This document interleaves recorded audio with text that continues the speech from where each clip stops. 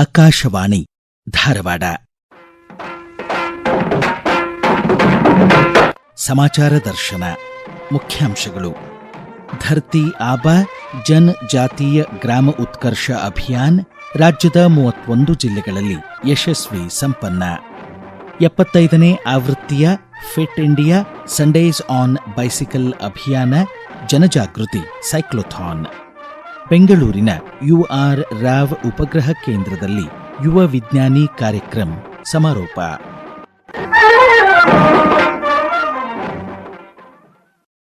ಧರ್ತಿ ಆಬಾ ಜನಜಾತೀಯ ಗ್ರಾಮ ಉತ್ಕರ್ಷ ಅಭಿಯಾನದಡಿ ಜನಭಾಗಿದಾರಿ ಸಬ್ಸೆ ದೂರ್ ಸಬ್ಸೆ ಪೆಹಲೆ ಧ್ಯೇಯದೊಂದಿಗೆ ಕೇಂದ್ರ ಸರ್ಕಾರ ರಾಜ್ಯಗಳ ಪರಿಶಿಷ್ಟ ಸಮುದಾಯಗಳ ಶ್ರೇಯೋಭಿವೃದ್ಧಿಗಾಗಿ ಕೈಗೊಂಡ ಜನಜಾಗೃತಿ ಹಾಗೂ ಫಲಾನುಭವಿಗಳ ಗುರುತಿಸುವಿಕೆ ಮತ್ತು ಒಳಗೊಳ್ಳುವಿಕೆ ಆಂದೋಲನ ಸಮಾರೋಪಗೊಂಡಿತು. ಕೇಂದ್ರ ಬುಡಕಟ್ಟು ವ್ಯವಹಾರಗಳ ಸಚಿವಾಲಯ ಹಿಂದುಳಿದ ಹಾಗೂ ಬುಡಕಟ್ಟು ಸಮುದಾಯದವರೇ ಹೆಚ್ಚಿರುವ ರಾಜ್ಯದ ಮೈಸೂರು, ಕೊಡಗು, ಚಾಮರಾಜನಗರ, ಚಿತ್ರದುರ್ಗ ಹಾಗೂ ವಿಜಯನಗರ ಜಿಲ್ಲೆಗಳಿಗೆ ವಿಶೇಷ ಆದ್ಯತೆ ನೀಡಿ ಎಲ್ಲ 31 ಜಿಲ್ಲೆಗಳಲ್ಲಿ ಧರ್ತಿ ಆಬಾ ಜನಜಾತೀಯ ಗ್ರಾಮ ಉತ್ಕರ್ಷ ಅಭಿಯಾನ್ ಆಯೋಜಿಸಿತ್ತು. ಪ್ರಧಾನಮಂತ್ರಿ ಜನಮನ ಹಾಗೂ ಜನಜಾತೀಯ ಗ್ರಾಮ ಉತ್ಕರ್ಷ ಅಭಿಯಾನ ವಿಜಯನಗರ ಜಿಲ್ಲೆಯಾದ್ಯಂತ 25 ಗ್ರಾಮ ಪಂಚಾಯಿತಿಗಳಲ್ಲಿ ಜರುಗಿತು. ವಿಜಯನಗರ ಜಿಲ್ಲೆಯ ಪರಿಶಿಷ್ಟ ವರ್ಗಗಳ ಅಭಿವೃದ್ಧಿ ಇಲಾಖೆ ಅಧಿಕಾರಿ ಕೆ ರವಿಕುಮಾರ್ ಸಮಾಚಾರ ದರ್ಶನಕ್ಕಾಗಿ ಮಾಹಿತಿ ನೀಡಿದ್ದಾರೆ. ಪರಿಶಿಷ್ಟ ವರ್ಗಗಳ ಕಲ್ಯಾಣ ಇಲಾಖೆಯಿಂದ ಧರ್ತಿ ಆಬಾ ಜನಜಾತಿ ಗ್ರಾಮ ಉತ್ಕರ್ಷ ಅಭಿಯಾನದಡಿ ವಿಜಯನಗರ ಜಿಲ್ಲೆಯ ಪರಿಶಿಷ್ಟ ಪಂಗಡದ ಅತಿ ಹೆಚ್ಚು ಜನಸಂಖ್ಯೆ ವಾಸವಾಗಿರುವ 25 ಗ್ರಾಮಗಳಲ್ಲಿ ಇನ್ಫಾರ್ಮೇಶನ್, ಎಜುಕೇಶನ್ ಅಂಡ್ ಕಮ್ಯುನಿಕೇಶನ್ ಅಭಿಯಾನವನ್ನು 25/5/2026 ಹಮ್ಮಿಕೊಳ್ಳಲಾಗಿದ್ದು, ಪ್ರಮುಖವಾಗಿ ಆರೋಗ್ಯ ಇಲಾಖೆ, ಶಿಕ್ಷಣ, ಆಹಾರ ಮತ್ತು ನಾಗರಿಕ ಸರಬರಾಜು, ಪಂಚಾಯತ್ ರಾಜ್, ಕೃಷಿ, ಭೂಮಾಪನ ಹಾಗೂ ಮಹಿಳಾ ಮತ್ತು ಮಕ್ಕಳ ಕಲ್ಯಾಣ ಇಲಾಖೆ ಇವುಗಳ ಸಹಯೋಗದೊಂದಿಗೆ ಪರಿಶಿಷ್ಟ ಪಂಗಡದ ಜನಾಂಗದವರಿಗೆ ಆಧಾರ್ ಕಾರ್ಡ್, ಆಯುಷ್ಮಾನ್ ಕಾರ್ಡ್, ಜಾತಿ ಪ್ರಮಾಣ ಪತ್ರ, ನಿವಾಸ ಪ್ರಮಾಣ ಪತ್ರ, PM Kisan credit card, Jan Dhan bank ಖಾತೆ, ವಿಮಾ ಹಕ್ಕುಗಳು, ಸಾಮಾಜಿಕ ಭದ್ರತಾ ಯೋಜನೆಗಳು, ಉದ್ಯೋಗ ಮತ್ತು ಜೀವನೋಪಾಯ ಯೋಜನೆಗಳು, ಮಾತೃ ವಂದನ್ ಯೋಜನೆಗಳು, ಸಿಕಲ್ ಸೆಲ್ ಅನಿಮಿಯಾದಂತಹ ಕಾಯಿಲೆಗಳ ಬಗ್ಗೆ ಶಿಬಿರಗಳನ್ನು ಹಮ್ಮಿಕೊಳ್ಳುವುದರ ಜೊತೆಗೆ ಇತರೆ ಯೋಜನೆಗಳ ಬಗ್ಗೆ ಜಾಗೃತಿಯನ್ನು ಮೂಡಿಸುವುದು ಪ್ರಮುಖ ಉದ್ದೇಶವಾಗಿರುತ್ತದೆ. ಸಂಬಂಧಪಟ್ಟ ಇಲಾಖೆಗಳಿಂದ ದಾಖಲಾತಿಗಳನ್ನು ಮಾಡಿಸಿಕೊಡುವುದು ಈ ಅಭಿಯಾನದ ಪ್ರಮುಖ ಉದ್ದೇಶವಾಗಿರುತ್ತದೆ. A new icon for fitter India pedaling to 2030 ಧ್ಯೇಯದೊಂದಿಗೆ fit India Sundays on bicycle 75ನೇ ಆವೃತ್ತಿಯ ಅಭಿಯಾನ ಧಾರವಾಡ ಸೇರಿದಂತೆ ದೇಶದ 8,000ಕ್ಕೂ ಅಧಿಕ ಸ್ಥಳಗಳಲ್ಲಿ ಖೇಲೋ ಇಂಡಿಯಾ ಕೇಂದ್ರಗಳು ಹಾಗೂ ಭಾರತೀಯ ಕ್ರೀಡಾ ಪ್ರಾಧಿಕಾರ ಸಾಯಿ ಕೇಂದ್ರಗಳ ಸಹಯೋಗದಲ್ಲಿ ಜನಜಾಗೃತಿ ಸೈಕ್ಲೋಥಾನ್ ಜರುಗಿತು.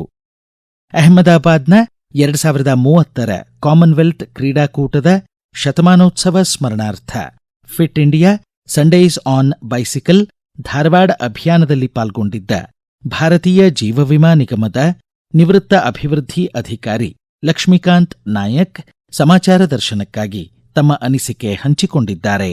ನಾವು ಇವತ್ತೇನ್ ಪಾರ್ಟಿಸಿಪೇಷನ್ ಮಾಡಿದ್ವಲ್ಲ, ಇದು ಕಾಮನ್ವೆಲ್ತ್ ಗೇಮ್ ಅಂಗವಾಗಿ ಅವರು ನಮ್ಮನ್ನ ಇನ್ವೈಟ್ ಮಾಡಿದ್ರು. ನಾವು ರೋಟರಿ ಕ್ಲಬ್ ನಿಂದ ಕೆಲವು ಸದಸ್ಯರು ಹಾಗೂ ರೈಲ್ವೇಸ್ ಡಿಪಾರ್ಟ್ಮೆಂಟ್ ನಿಂದ ಜನ ಬಂದಿದ್ರು. ಸುಮಾರು 75 ಜನ ಇವತ್ತು ಈ ಕಾರ್ಯಕ್ರಮಕ್ಕೆ ಭಾಗವಹಿಸಿದ್ರು. ಬಹಳ ಚೆನ್ನಾಗಿ ಒಳ್ಳೆ ಒಂದು ಕ್ವಾಲಿಟಿ ಸೈಕಲ್ ನಮ್ಗೆ ಕೊಟ್ರು.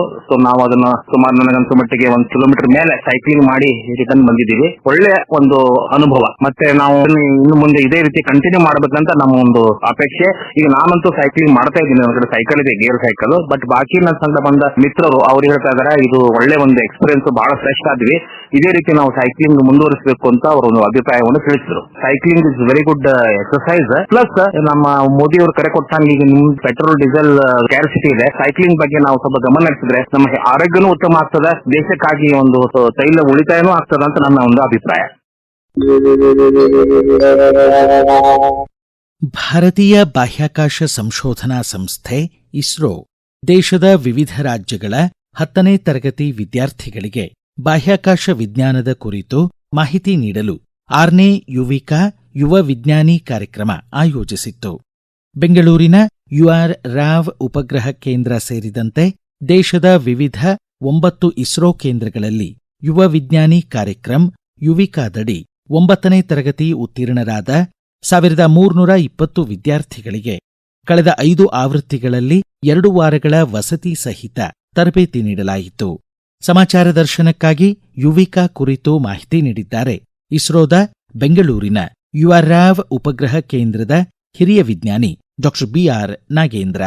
ಭಾರತದ ಪ್ರತಿ ರಾಜ್ಯದಿಂದಲೂ ಸುಮಾರು 10 ರಿಂದ 15 ಪ್ರತಿಭಾವಂತ ವಿದ್ಯಾರ್ಥಿಗಳನ್ನ ಆಯ್ಕೆ ಮಾಡಿ ದೇಶದ ವಿವಿಧೆಡೆ ಇರುವ 9 ಇಸ್ರೋ ಕೇಂದ್ರಗಳಲ್ಲಿ ಒಟ್ಟು 450 ವಿದ್ಯಾರ್ಥಿಗಳಿಗೆ ಈ ವರ್ಷ ಯುವಿಕಾ ತರಬೇತಿಯನ್ನ ನೀಡಲಾಗ್ತಿದೆ. ಬೆಂಗಳೂರಿನಲ್ಲಿರುವ ಯುಆರ್ಆವ್ ಉಪಗ್ರಹ ಕೇಂದ್ರವು ಇಸ್ರೋ ಸಂಸ್ಥೆಯ ಒಂದು ಅಂಗಸಂಸ್ಥೆಯಾಗಿದೆ. ಪ್ರಸ್ತುತ ವರ್ಷದಲ್ಲಿ ಈ ಕೇಂದ್ರವು ಅಸ್ಸಾಂ, ಬಿಹಾರ್, ಕರ್ನಾಟಕ ರಾಜ್ಯಗಳ ಹಾಗೂ ಕೇಂದ್ರಾಡಳಿತ ಪ್ರದೇಶವಾದ ದಾದ್ರಾ, ನಗರ್ ಹವೇಲಿ, ದಮನ್ ದಿಯು ಪ್ರದೇಶಗಳ ವಿದ್ಯಾರ್ಥಿಗಳಿಗೆ ಯುವಿಕಾ ತರಬೇತಿಯನ್ನು ನೀಡುತ್ತಿದೆ. ಯುವಿಕಾ ಕಾರ್ಯಕ್ರಮದಲ್ಲಿ ಬಾಹ್ಯಾಕಾಶ ವಿಜ್ಞಾನ ಹಾಗೂ ತಂತ್ರಜ್ಞಾನ, ಉಪಗ್ರಹ ಹಾಗೂ ರಾಕೆಟ್ಗಳ ಬಗ್ಗೆ ತರಗತಿಗಳನ್ನು ನಡೆಸಲಾಗುತ್ತದೆ. ಇಸ್ರೋ ಸಂಸ್ಥೆಯ ವಿವಿಧ ಪ್ರಯೋಗಾಲಯಗಳಿಗೆ ವಿದ್ಯಾರ್ಥಿಗಳನ್ನ ಕರೆದುಕೊಂಡು ಹೋಗಿ ಅಲ್ಲಿ ಹೇಗೆ ಸಂಶೋಧನೆಗಳನ್ನು ನಡೆಸಲಾಗುತ್ತದೆ, ಉಪಗ್ರಹ ಹಾಗೂ ರಾಕೆಟ್ಗಳನ್ನು ನಿರ್ಮಿಸುವ ವಿಧಾನವನ್ನ ಪ್ರತ್ಯಕ್ಷವಾಗಿ ವಿದ್ಯಾರ್ಥಿಗಳಿಗೆ ತೋರಿಸಲಾಗುತ್ತದೆ.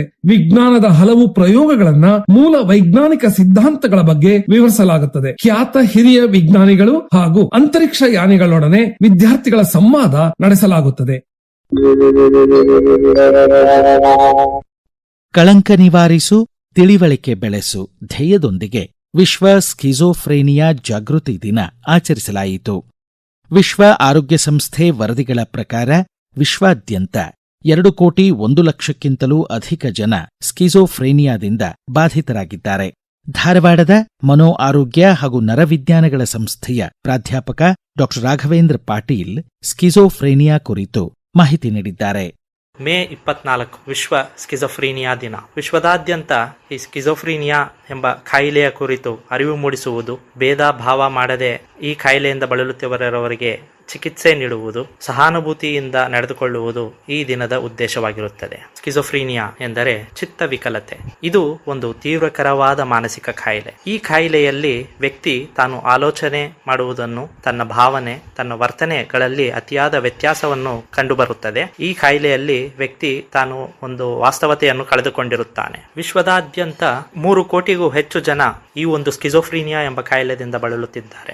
ನಮ್ಮ ದೇಶದಲ್ಲಿ 6 ರಿಂದ 8 ಲಕ್ಷ ಮಂದಿಗೆ ಈ ಒಂದು ತೀವ್ರಕರವಾದ ಮಾನಸಿಕ ಕಾಯಿಲೆ ಕಂಡುಬರುತ್ತದೆ. ಯಾರು ಈ ಕಾಯಿಲೆ ಅತಿ ಹೆಚ್ಚಾಗಿ ಬಳಲುತ್ತಿದ್ದಾರೋ ಅಂತವರನ್ನು ನಾವು ಒಳರೋಗಿಯನ್ನಾಗಿ ಸಹ ನಾವು ಟ್ರೀಟ್ಮೆಂಟ್ ಕೊಡುತ್ತಾ ಅವರಿಗೆ ಇಂಜೆಕ್ಷನ್ ಹಾಗೂ ಇಸಿಟಿ ಚಿಕಿತ್ಸೆಯನ್ನು ಸಹ ನೀಡಬಹುದು. ಈ ಚಿಕಿತ್ಸೆಯು ಎಲ್ಲಾ ಜಿಲ್ಲಾಸ್ಪತ್ರೆಗಳಲ್ಲಿ ಉಚಿತವಾಗಿ ಜನರ ಒಂದು ನೆರವಿಗೆ ಸಿದ್ಧವಾಗಿರುತ್ತದೆ.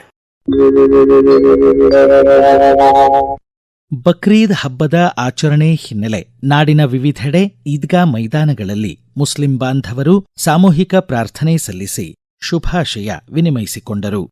ಬೆಳಗಾವಿ ನಗರದ ಈದ್ಗಾ ಮೈದಾನದಲ್ಲಿ ಸಾಮೂಹಿಕ ಪ್ರಾರ್ಥನೆಯಲ್ಲಿ ಪಾಲ್ಗೊಂಡಿದ್ದ ಮುಸ್ಲಿಂ ಸಮಾಜದ ಹಿರಿಯ ಮುಖಂಡ ಮೆಹಬೂಬ್ ಮಕಾಂದಾರ್ ಸಮಾಚಾರ ದರ್ಶನಕ್ಕಾಗಿ ತಮ್ಮ ಅನಿಸಿಕೆ ಹಂಚಿಕೊಂಡಿದ್ದಾರೆ. ಇಸ್ಲಾಂ ಧರ್ಮದಲ್ಲಿ ಪವಿತ್ರ ಬಕ್ರೀದ್ ಹಬ್ಬವನ್ನ ಎಲ್ಲ ಮುಸಲ್ಮಾನರು ಶ್ರದ್ಧಾ ಭಕ್ತಿಯಿಂದ ನಾವು ಆಚರಿಸ್ತೀವಿ. ಬಕ್ರೀದ್ ಹಬ್ಬದ ಸಂಕೇತ ಇದು ತ್ಯಾಗ ಬಲಿದಾನದ ಸಂಕೇತ.